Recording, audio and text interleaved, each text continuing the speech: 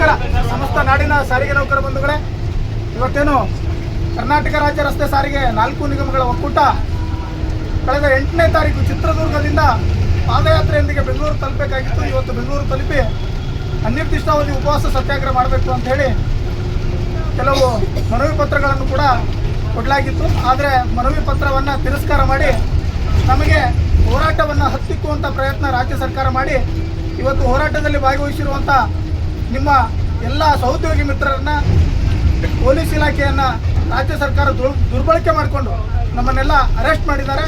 ಹೀಗಾಗಿ ರಾಜ್ಯದ ಸಕಲ ನೌಕರ ವೃಂದ ನೀವೆಲ್ಲ ಈ ಒಂದು ಹೋರಾಟಕ್ಕೆ ನಾವೀಗಾಗಲೇ ಕರೆ ಕೊಟ್ಟಿರೋ ಪ್ರಕಾರ ಯಾರಿಗೂ ಕೂಡ ಸಂಸ್ಥೆಗೆ ಆರ್ಥಿಕವಾಗಿ ಯಾವುದೇ ಹಾನಿ ಮಾಡಿಲ್ಲ, ದೈನಂದಿನ ಕಾರ್ಯಾಚರಣೆಗೆ ಅಡೆತಡೆ ಮಾಡಿಲ್ಲ. ಸಾಂಕೇತಿಕವಾಗಿ ಹೋರಾಟ ಹಮ್ಮಿಕೊಂಡ್ರೂ ಸಹ ರಾಜ್ಯ ಸರ್ಕಾರ ನಮ್ಮ ಹೋರಾಟವನ್ನು ಹತ್ತಿಕ್ಕುವಂಥ ಪ್ರಯತ್ನ ಮಾಡ್ತಾ ಇದೆ. ಆದ್ದರಿಂದ ಮುಂದಿನ ದಿನಗಳಲ್ಲಿ ನಾವು ನೀವೆಲ್ಲ ಎಚ್ಚೆತ್ತುಕೊಳ್ಳದೇ ಇದ್ದರೆ ನಾವು ಕಳೆದ 16 ವರ್ಷಗಳಿಂದ ಏನು ನರಳಾಡ್ತಾ ಇದ್ದೀವಿ, ಇದೇ ನರಳಾಟದಲ್ಲಿ ಜೀವನ ಮುನ್ನಡೆಸಬೇಕಾಗುತ್ತೆ.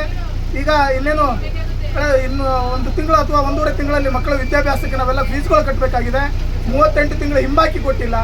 ಮತ್ತು ಕಾಂಗ್ರೆಸ್ ಪಕ್ಷ ಚುನಾವಣಾ ಪೂರ್ವದಲ್ಲಿ ತನ್ನ ಪ್ರಣಾಳಿಕೆಯಲ್ಲಿ ಹಾಕಿರುವಂಥ ಏನು ಸರ್ಕಾರಿ ನೌಕರರಿಗಿರುವಂಥ ಸರಿಸಮಾನ ವೇತನ ಕೊಡ್ತೀವಿ ಅಂತ ಹೇಳಿತ್ತು. ಆದರೆ ಇವತ್ತು ರಾಜ್ಯ ಸರ್ಕಾರ ಮಾತಿಗೆ ತಪ್ಪುತ್ತಾ ಇದೆ, ವಿಳಂಬ ನೀತಿ ಅನುಸರಿಸ್ತಾ ಇದೆ. ಹೀಗಾಗಿ ನೀವು ಏನೇ ಮಾಡಿದ್ರು ಸರಿ, ನಮ್ಮ ಬೇಡಿಕೆ, ನಮ್ಮ ಪಟ್ಟು ನಾವು ಯಾವುದೇ ಕಾರಣಕ್ಕೂ ಬಿಡೋದಿಲ್ಲ. ಅದು ನಮ್ಮ ಹಕ್ಕು. ಮತ್ತು 38 ತಿಂಗಳ ಹಿಂಬಾಕಿ ಏನಿದೆ, ನಾವು ದುಡಿದಿರುವಂಥ ನಮ್ಮ ಬೆವರಿನ ಹನಿ ಸ್ವಾಮಿ, ಅದನ್ನು ಇಟ್ಕೊಂಡು ಏನು ಮಾಡ್ತೀರಿ? ಕೊಡಿ, ನಾವು ದುಡಿದಿರುವಂಥ ಸಂಬಳ ನಮ್ಗೆ ಕೊಡಿ. ಅದು ಕೊಡೋದಕ್ಕೆ ಯಾಕೆ ಮಿನಮಿಸೆ ಎಣಿಸ್ತಾ ಇದ್ದೀರಿ? ಹೀಗಾಗಿ ಸಮಸ್ತ ನಾಡಿನ ಸಾರಿಗೆ ನೌಕರ ಬಂಧುಗಳೇ, ತಾವೆಲ್ಲ ಎಚ್ಚೆತ್ಕೋಬೇಕಾಗಿದೆ. ಈ ಹೋರಾಟವನ್ನು ಯಾವುದೇ ಕಾರಣಕ್ಕೂ ನಿಲ್ಲೋದಿಲ್ಲ. ನಮಗೆ ರಾಜ್ಯದ ಪೊಲೀಸ್ ಇಲಾಖೆ ಅವ್ರ ಮೇಲೆ ನಮಗೆ ಅಪಾರವಾದ ಗೌರವ ಇದೆ, ಮಾಧ್ಯಮ ಮಿತ್ರರ ಮೇಲೂ ಕೂಡ ಗೌರವ ಇದೆ. ಅವರು ಎಲ್ಲೇ ಕರ್ಕೊಂಡು ಹೋಗಿಬಿಟ್ರೂ ಸಹ ನಮ್ಮ ಹೋರಾಟ ಅಲ್ಲಿಂದ ನಿರಂತರವಾಗಿರ್ತದೆ. ಹೀಗಾಗಿ ಯಾರೂ ಕೂಡ ಎದೆಗುಂದಬೇಕಾಗಿಲ್ಲ.